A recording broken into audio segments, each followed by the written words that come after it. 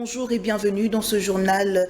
Ouverture le mercredi 27 novembre de la 11e conférence des gouverneurs à Kalemi. C'est sous le thème « Renforcer la gouvernance dans les provinces pour assurer la cohésion communautaire, facteur clé de la réussite du PDL 145 territoires » que le chef de l'État a donné le go à cette conférence. Rachel Adassaliwala pour le reportage.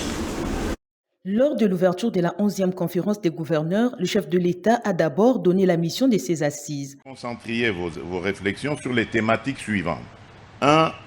La gouvernance responsable d'une province comme facteur clé du développement socio-économique. 2. La gestion autonome et efficace des recettes pour les entités territoriales décentralisées, les ETD. 3. Le contrôle efficace d'une province comme levier de développement. Enfin, 4. L'implication des gouverneurs dans l'avancement du PDL 145 territoires. Par la même occasion, Félix-Antoine Tshisekedi a évoqué quelques facteurs qui freinent le développement des provinces. Le développement de nos provinces est entravé par plusieurs défis que nous ne pouvons plus ignorer. Parmi eux, l'absence de cohésion institutionnelle entre les gouverneurs et les assemblées provinciales qui limite l'efficacité de notre action sur le terrain. Les tensions récurrentes entre ces institutions, combinées à la fragilisation du pouvoir traditionnel, mettent à mal l'unité et la stabilité de nos provinces. À cela s'ajoute une insécurité persistante, source de crise humanitaire et d'instabilité institutionnelle qui affaiblit le fonctionnement des administrations locales. Placé sous les thèmes « Renforcer la gouvernance dans les provinces pour assurer la cohésion communautaire », facteur clé de la réussite du PDL 145, que cette conférence ouverte ce 27 novembre ira jusqu'au 29 du même mois. Et s'agissant du changement de la Constitution, le collectif des gouverneurs des provinces le soutient à l'unanimité. La motion de soutien a été lue par la gouverneure de Lualaba. Pour elle, cette démarche est salvatrice et appelle la population congolaise à emboîter les pas. Elle a dit lors de l'ouverture de la conférence des gouverneurs le mercredi 27 novembre au Tanganyika. Voyez donc ce reportage. Le collectif des gouverneurs de province en RDC, réuni à Kalemi dans le cadre de la 11e conférence des gouverneurs, a exprimé un soutien unanime au projet des changements de la Constitution. Ce gouverneur l'a dit dans une motion adressée au président Félix Tshisekedi.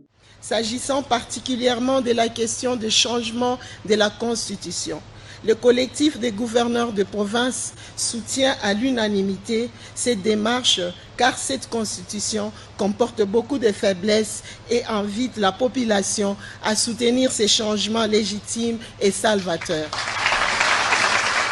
L'importance de cette réforme pour ce gouverneur est de renforcer la cohésion nationale et l'élan de développement local initié par les chefs de l'État. Et pendant ce temps, l'opposant Deli Sesanga poursuit sa croisade contre le projet du changement de la Constitution porté par le président de la République Félix-Antoine Tshisekedi. Il était sur le terrain le mercredi 27 novembre pour sensibiliser la population congolaise. Suivez. Le sursaut national était dans la rue ce mercredi pour sensibiliser la population à refuser les changements de la Constitution. Lors de cette campagne, l'opposant Deli Sesanga a appelé le peuple à s'élever et à ne plus se laisser manipuler. A changé la Constitution pour amener sa troisième mandat.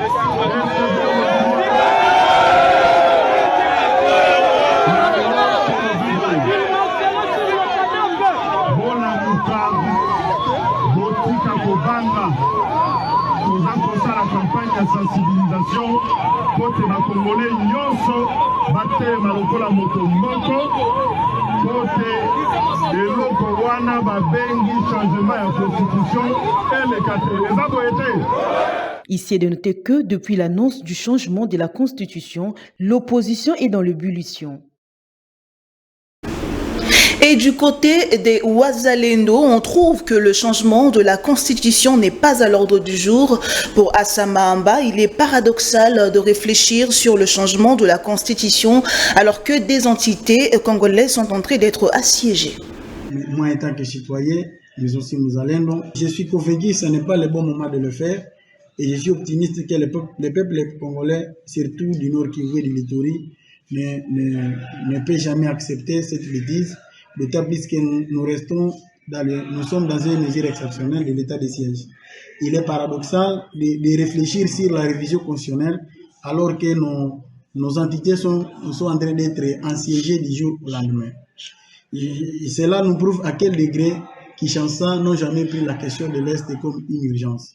Il sera fatal à la nation de fermer les yeux sur l'urgence du moment, de continuer de voir la question du Nord Kivu, la question de l'Ituri comme une question initiale, alors que c'est une question que nous devrions prendre d'une manière absolue. Je suis convaincu, comme le Wazalendo, cela ne peut jamais passer, parce que même la constitution actuelle, nous n'avons jamais appliqué. L'article 1 de notre constitution, ça dit que la RDC est un état de droit uni et indivisible. L'article 16, ça nous dit ça reconnaît la sacralité de la vie humaine qui doit être protégée, préservée par l'État, par tous les moyens possibles, même l'État qui déciderait de s'acquitter de cette obligation. Mais jusqu'à aujourd'hui, même cet article n'a jamais été pris compte, parce que on est en train de massacrer la population du Roumu, de Mambasa, y compris de Beni. Actuellement, dans le secteur de Baper, nous sommes en train d'assister au massacre contre les populations civiles. Et actuellement, notre souveraineté est menacée par le M23. Parce que si on avait instauré la mesure de l'état de siège, c'est pour instaurer l'autorité de l'État, là où l'État n'arrive pas à imposer sa loi. Mais malheureusement, il est paradoxe de parler sur la question de la révision constitutionnelle lorsque les questions urgentes, on ne les prend pas compte.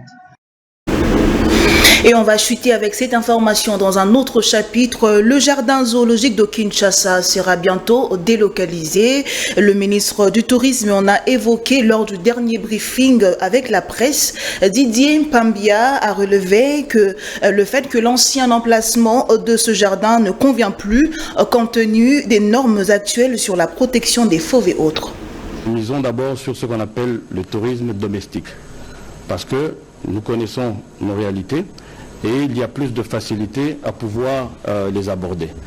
Pendant ce temps, le travail est en train de se faire. Il y a un plan au niveau du gouvernement de restructuration au niveau de tout ce qui est routier. Ça va jusque même au niveau des routes de desserte agricole. Mais entre-temps, il faut voir ce que nous avons entre les mains. Nous avons un fleuve qui, à lui seul, est déjà une sorte d'autoroute. Nous sommes en train de réfléchir, on a discuté avec le VPM Transport sur les moyens d'utiliser ce fleuve-là au niveau touristique. On ne peut pas faire une annonce qui doit être faite par le ministre des Transports, mais très bientôt il y aura à ce niveau-là des choses qui vont être faites. Le zoo de Kinshasa, je suis allé le visiter moi-même.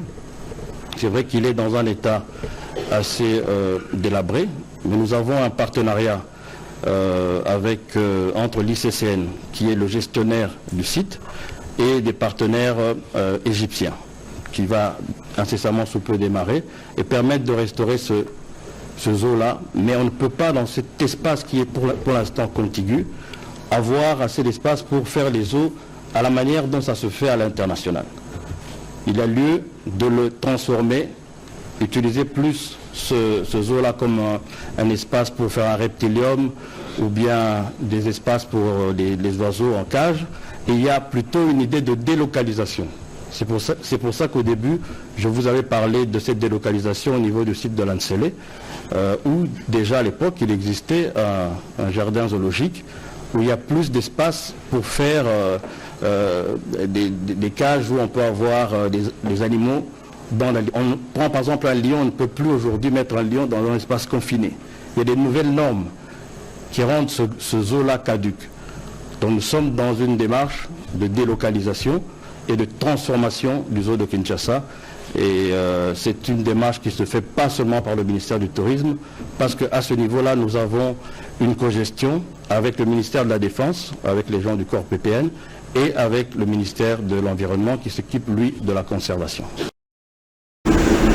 Et ça sera tout pour ce bulletin d'information, madame, monsieur. Merci beaucoup d'avoir été avec nous. Restez branchés sur Vert Pâturage Télévision pour la suite de vos programmes. Au revoir.